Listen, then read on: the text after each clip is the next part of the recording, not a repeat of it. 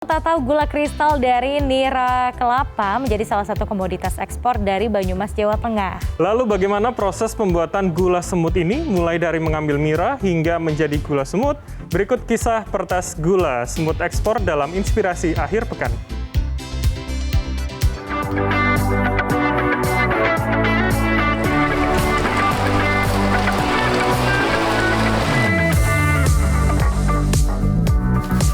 Pagi ini saya akan menemani Sunarto memanjat pohon kelapa mengambil nira kelapa.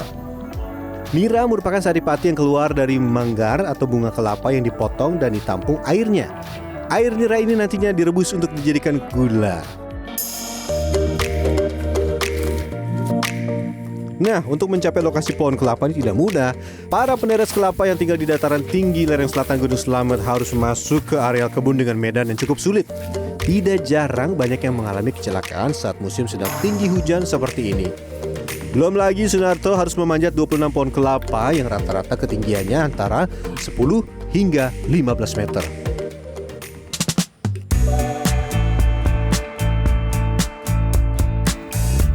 Selesai memanjat 26 pohon kelapa, saatnya pulang untuk memasak nira dan mengolah menjadi gula semut.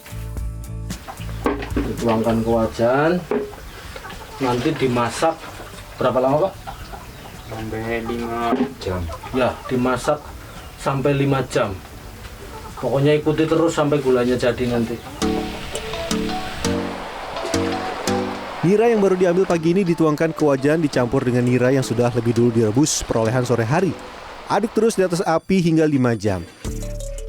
Sembari menunggu nira mendidih dan menjadi gula, saya dan Sunarto menyiapkan kayu bakar. Kayu bakar yang ada di pekarangan rumah dipotong untuk selanjutnya disimpan di atas tungku agar kering dan mudah dijadikan bahan bakar. Jadi sambil menunggu gulanya matang, biasanya menyiapkan ini kayu bakar ya Pak ya. Kayu bakar ini yang digunakan untuk masak nira untuk bisa jadi gula. Saat air nira mulai mendidih, saatnya untuk memasak ubi-ubian atau masyarakat Banyumas menyebutnya cimplung. Beberapa makanan yang biasa dicimplung diantaranya singkong, ketela, talas kelapa yang direbus pada air nira yang mendidih sampai matang. Ini namanya cimplung yang dimasak di gula kelapa ini nira yang mendidih. Jadi dia empuk, selain empuk juga tentunya ada manisnya di sana ya. Saya cobain. Saya cobain.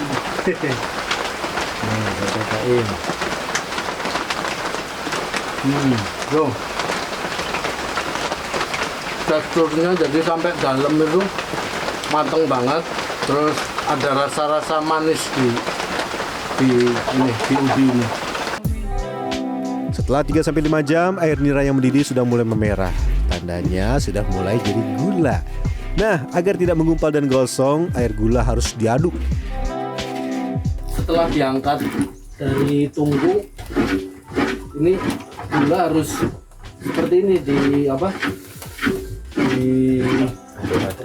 diaduk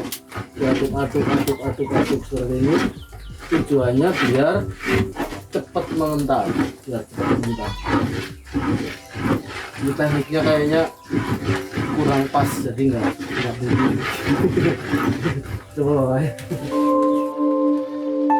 Setelah merah dan matang, gula yang ngasih encer ini harus segera diangkat dari tungku. Ini dilakukan agar gula tidak gosong karena terlalu panas. Nah, kalau sudah kering dan menggumpal, saatnya menggunakan batok tempurung kelapa untuk menghaluskan menjadi gula semut atau gula kristal.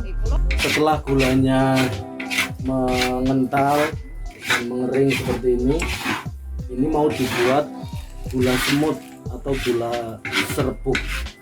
Nah, ini prosesnya seperti ini. Ini alatnya namanya apa nih? Batok. Batok dari batok tempurung kelapa. Tujuannya untuk ini mengosok ini. Proses selanjutnya setelah gula kering, gula diayak sehingga terpisah antara gula yang sudah jadi dengan gula yang masih gumpalan. Jadinya gula semut atau gula kristal seperti ini. Nah, gula-gula ini yang nantinya dikumpulkan dari ribuan petani, terus diekspor ke luar negeri. Harga gula dari nira kelapa ini terbilang naik turun. Para penderes akan mendapatkan selisih harga yang lumayan jika cara mengolah gula dari nira kelapa tidak dicetak, melainkan dihaluskan menjadi gula semut atau gula kristal. Dibikin gula semut kayak gini per kilonya bisa sampai berapa? 6-7. Tapi kalau bikin yang keras ya lebih 80. Juga kalau yang dibikin gula semut harga per kilonya 16 lebih. 16 yang gula semut 16.000 per kilo. Kalau yang cetak 12.500. Selanjutnya, dari petani, gula semut atau gula kristal akan dijual kepada pengepul yang jika sudah terkumpul akan dikirim ke perusahaan ekspor. Saat ini jumlah permintaan ekspor per bulan dari desa Sokaweras saja mencapai 18 ton. Sebagian besar gula kristal organik diekspor ke Eropa. Untuk mendapatkan gula dengan kualitas organik, petani harus mengikuti standar sertifikasi organik internasional. Menjadi penderes dan memproduksi gula kelapa yang diolah menjadi gula semut atau gula kristal memiliki risiko tinggi. Tidak sedikit para penderes yang meninggal karena terjatuh dari pohon kelapa dan beberapa harus mengalami cedera seumur hidup. Perlu campur tangan pemerintah untuk melindungi penderes, baik perlengkapan keamanan untuk penderes maupun asuransi kecelakaan kerja. Robi Sofwan Amin, Banyumas, Jawa Tengah.